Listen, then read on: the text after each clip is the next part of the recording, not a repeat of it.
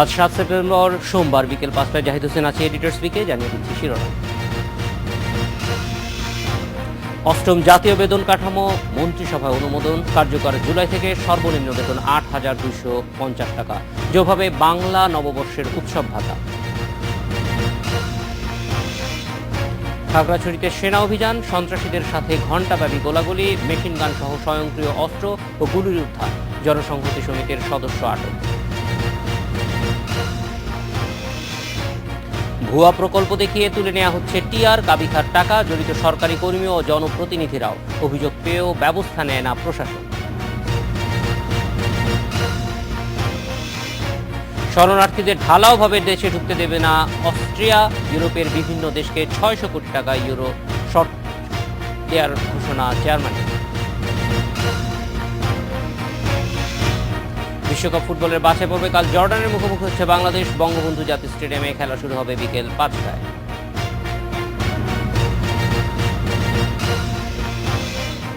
Time scale ও selection grade বাদ দিয়ে সরকারি চাকরিজীবীদের জন্য অষ্টম পে স্কেল অনুমোদন করল মন্ত্রিসভা। নতুন নিয়মে চক্রবৃদ্ধি হারে বেতন বাড়বে। পে স্কেলের সর্বোচ্চ বেতন ধরা হয়েছে ৭৮,০০০ টাকা ও সর্বনিম্ন মূল বেতন ৮,২৫০ টাকা। তবে সিনিয়র সচিবদের বেতন হবে ৮২,০০০ এবং সরকারি চাকরিজীবীদের জন্য বাংলা নববর্ষ নামে নতুন একটি ভাতা যোগ হচ্ছে বলেও জানানো গেছে। জুলাই থেকে কার্যকর হওয়া বেতনের জন্য অতিরিক্ত ১৫,৯০০ কোটি টাকা লাগবে। মন্ত্রী পরিষদ সচিব মোশাররফ হোসেন ভূঁইয়া জানান, প্রতি বছর মূল বেতনের ওপর শতকরা হারে বেতন বাড়বে। ২০ থেকে ষষ্ঠ গ্রেড পর্যন্ত কর্মচারীদের ৫% হারে, পঞ্চম গ্রেডে ৪.৫% হারে বেতন বাড়বে, আর তৃতীয় থেকে চতুর্থ গ্রেড পর্যন্ত ৪% ও দ্বিতীয় গ্রেডে ৩.৭৫% হারে বেতন বাড়বে। তবে প্রথম গ্রেডে কর্মকর্তাদের ক্ষেত্রে এই ব্যবস্থা থাকছে না। পে কমিশন করার পরে পাশাপাশি গভর্নমেন্ট একটা সশস্ত্র বাহিনী বেতন কমিটি করে, একটা কমিটি করে। তারা ওই বেতন কমিশনের যে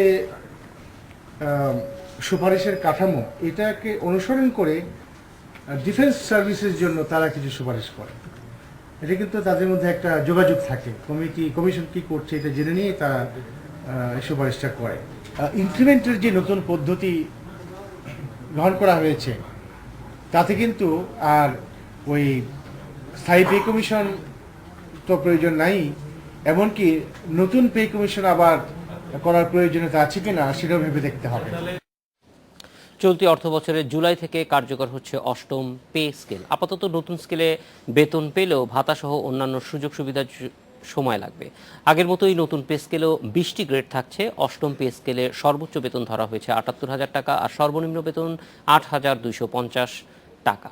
২০ থেকে ষষ্ঠ গ্রেড পর্যন্ত বেতন বাড়বে ৫% হারে, পঞ্চম গ্রেডে ৪.৫%, তৃতীয় ও চতুর্থ গ্রেডে ৪% ও দ্বিতীয় গ্রেডে কর্মকর্তাদের বেতন বাড়বে ৩.৫%-এর বেশি হারে। তবে প্রথম গ্রেডের কর্মকর্তারা বেতন বাড়বে না। এছাড়া গ্রেডের বাইরে মন্ত্রিপরিষদ ও মুখ্য সচিবের বেতন ধরা হয়েছে ৮৬,০০০ টাকা আর জ্যেষ্ঠ সচিবদের বেতন ৮২,০০০ টাকা। সপ্তম বেতন স্কেলের তুলনায় নতুন পে স্কেলে সর্বোচ্চ বেতন ৮৭% বেড়েছে আর সর্বনিম্ন স্তরে বেতন বেড়েছে শতভাগ।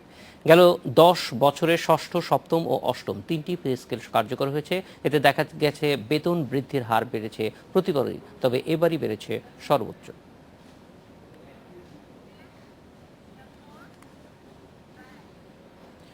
নতুন বেতন কাঠামোর ফলে মূল্যস্ফীতি হবে না বলে জানিয়েছেন অর্থসচিব মাহবুব আহমেদ।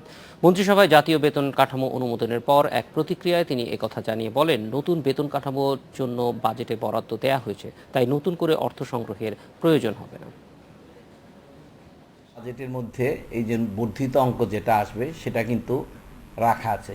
নতুন করে এটার জন্য অর্থের সংস্থান প্রয়োজন হবে না। যে ডোমেস্টিক ডিম্যান্ড ক্রিয়েশন হবে, সেই ডিম্যান্ড ক্রিয়েশনটাকে সাপ্লাই সাইড রেসপন্স করতে পারবে পজিটিভলি, এবং আলটিমেটলি এটা আমাদের ইকোনমির গ্রোথকে হেল্প করবে, গ্রোথ প্রসেসকে আরও বাড়িয়ে তুলবে এবং এটা আমাদের অর্থনীতির জন্য ভালো হবে।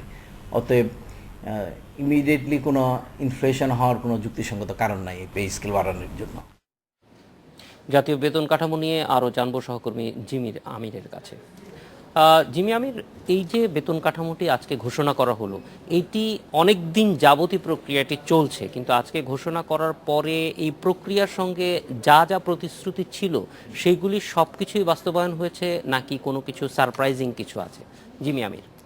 আসলে সারপ্রাইজিং খুব একটা নেই, তবে হ্যাঁ কিছু কিছু জিনিস নতুন যোগ হয়েছে, কিন্তু সেটা আসলে সারপ্রাইজ বলা যাবে কিনা সেটা নিয়ে একটু মানে দ্বিধাদ্বন্দ্ব থাকছে। সেটি হচ্ছে যে যেমন আগেই তো আপনারা জেনেছেন যে টাইম স্কেল এবং সিলেকশন গ্রেডটা নেই, এবং সেই জায়গায় মন্ত্রিপরিষদ সচিব যে ব্যাখ্যাটা দিলেন সেটি হচ্ছে যে চক্রবৃদ্ধি হারে। তো চক্রবৃদ্ধি হারের যে ব্যাখ্যা তিনি দিয়েছেন সেই ব্যাখ্যাটা ঠিক এরকম যে একজনের বেতন যদি মাসে 10,000 টাকা হয়, সেই চক্রবৃদ্ধি মানে মাসে যদি 10,000 টাকা হয় তাহলে 5% করে যদি তার বেতন বাড়ে তাহলে পরের বছর তার বেতন হবে 10,500 টাকা, এবং একইভাবে পরের বছর যদি আবার 5% করে বেতন বাড়ে তাহলে সেই 5% কিন্তু 10,000-এর উপর হবে না, 10,500 টাকার উপর হবে। অর্থাৎ এইভাবে প্রতি বছরই কিন্তু অতিরিক্ত যে টাকাটা বাড়ছে সেই অতিরিক্ত টাকার উপর 5% হারে বেতন বাড়বে বলে মন্ত্রিপরিষদ সচিব আমাদেরকে জানিয়েছেন।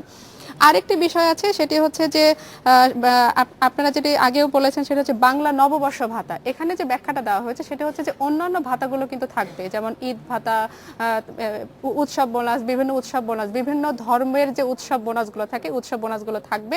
কিন্তু যেহেতু বাংলা নববর্ষ অনুষ্ঠানটি সার্বজনীন, এখানে ধর্ম বর্ণ নির্বিশেষে সবাই অংশগ্রহণ করেন, তাই সবার অংশগ্রহণের জন্য এবং সবার উৎসব পালনের জন্যই কিন্তু এই ভাতাটা দেওয়া হচ্ছে, এবং এটি বেসিকের 20% দেওয়া হবে। এইভাবে কিন্তু মন্ত্রিপরিষদ সচিব ব্যাখ্যাটা করেছেন। আর আর ভাতাগুলো যেমন আগে থাকতো যে মানে বিভিন্ন পার্সেন্টেজ অনুযায়ী ভাতাগুলো থাকতো, কিন্তু এখন আর পার্সেন্টেজ অনুযায়ী থাকবে না, এখন এটা ফিক্সড করে দেওয়া হবে। অর্থাৎ যার যে ভাতা সেটা ফিক্সড থাকবে, কিন্তু বাড়ি ভাড়া যেটা ছিল সেটা আগের নিয়মেই থাকবে।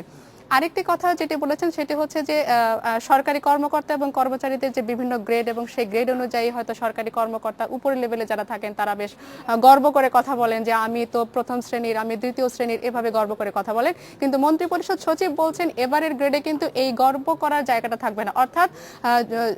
অর্থাৎ সরকারি কর্মকর্তা যদি তার কোনো কাজ থাকে, অর্থাৎ কোনো সাক্ষী সাবদের যদি কোনো কাজ থাকে, সেক্ষেত্রে বলা হবে যে অমুক গ্রেডের কর্মকর্তার কাছে যান। বলা হবে না যে চতুর্থ শ্রেণী ফার্স্ট গ্রেড বা দ্বিতীয় মানে প্রথম শ্রেণীর কর্মকর্তা, এরকম বলা হবে না। বলা হবে যে অমুক গ্রেডের কর্মকর্তা বা অমুক গ্রেডের কর্মচারীর কাছে আপনারা গিয়ে দেখতে পারেন। এরকম বিষয় আছে। আরেকটি বিষয় হচ্ছে একইভাবে কিন্তু সরকারি যে 12.5 লাখ কর্মকর্তা কর্মচারী আছে, তার পাশাপাশি যে সশস্ত্র বাহিনীর যে কর্মকর্তা কর্মচারী আছে এবং এমপিও ভুক্ত, তাদের বেতনও কিন্তু একইভাবে এবং একই নিয়মেই কার্যকর করা হবে, এবং সেটিও 1 জুলাই থেকেই কার্যকর করার কথাই বলা হয়েছে। তো এই মোটামুটি আরেকটি বিষয় সেটি হচ্ছে যে বেতন বৃদ্ধির যে বিষয়টি, সেই বেতন বৃদ্ধিতে সর্বোচ্চ যে বেতন থাকবে সেই বেতন বৃদ্ধিতে কোনো প্রভাব পড়বে না, নিচের দিকের বেতন বৃদ্ধিগুলোতে প্রভাব পড়বে। তবে নিচের দিক থেকে 20 গ্রেড থেকে 6ষ্ঠ গ্রেড পর্যন্ত 5% বেতন বাড়বে, আর আর দ্বিতীয় গ্রেডের বেতন বাড়বে 3.75%। অর্থাৎ মানে গ্রেড 1-এর যে বেতনটা থাকছে সেই গ্রেড 1-এর বেতনের কিন্তু কোনো পরিবর্তন হচ্ছে না। আর বাকি যে বিষয়গুলো সেটি হচ্ছে যে গ্রেড 1 শুরু হচ্ছে 78,000 টাকা থেকে, 78,000 টাকাটা তাদের ফিক্স থাকবে, আর গ্রেড 2 যেটা অর্থাৎ দ্বিতীয় গ্রেডে যেটা 66,000 থেকে তাদের বেতনটা শুরু হচ্ছে, এবং 66,000 থেকে পরবর্তী বিভিন্ন ধাপে তাদের বেতনগুলো বাড়তে থাকবে। আরেকটি বিষয় সেটা হচ্ছে পেনশনে যারা যাচ্ছেন, অর্থাৎ আগে যেটি ছিল, আগে যারা পেনশনে যেতেন তাদের বেতনের 80% পেনশনটা দেওয়া হতো, অর্থাৎ তাদের মূল বেতনের 80% পেনশন দেওয়া হতো। নতুন বেতন স্কেলে সেই বেতনের 90% দেওয়া হবে পেনশন ভাতা হিসেবে বা পেনশন হিসেবে। তো এবং এই নতুন এই বছর কিন্তু যে বেতনটা দেওয়া হবে সেটা এবছর নতুন অতিরিক্ত শুধু বেতনটা দেওয়া হবে, ভাতা কিন্তু দেওয়া হবে না। ভাতা কিন্তু দেওয়া হবে সামনের বছর থেকে। দেয়া হচ্ছে বাড়তি বেতন, সেইটির কিভাবে সংস্থান হচ্ছে, এই জন্য সরকারকে এইটির পরিকল্পনা কি? বাড়তি বেতনটা সরকার কিভাবে দিবে? এই জন্য ব্যাংক ব্যবস্থা বা অন্য কোনো খান থেকে অর্থ সংগ্রহ করতে হচ্ছে কিনা সরকারকে? না, এটি যেহেতু গত 2-3 বছর থেকে এবং তারও আগে থেকে এই বিষয়গুলো প্রক্রিয়াধীন হয়ে আসছে, তো সেই ক্ষেত্রে সরকারের যে বিভিন্ন জায়গায় যে থোক বরাদ্দগুলো থাকে এবং প্রয়োজনীয় অপ্রয়োজনীয় বেশ কিছু টাকা তারা সংস্থান আলাদা করে রেখে দেন, অর্থাৎ মানে প্রাকৃতিক দুর্যোগ থেকে শুরু করে বিভিন্ন কারণেই কিন্তু সরকার আলাদা করে কিছু টাকা রেখে দেয়। সেখান থেকে একদমই অপ্রয়োজনীয় যে টাকাগুলো, সেই টাকাগুলো তারা একত্র করেছেন এই বেতন ভাতা দেওয়ার জন্য। সুতরাং এমন কোনো গুরুত্বপূর্ণ জায়গা থেকে কিন্তু টাকাগুলো আলাদা করা হচ্ছে না, শুধু অপ্রয়োজনীয় জায়গা থেকে টাকাগুলো নিয়েই মোটামুটি দেওয়া হবে। কারণ এবছর কিন্তু 15,900 কোটি টাকা দেওয়া হবে এই বছরের জন্য, বেতনের জন্য।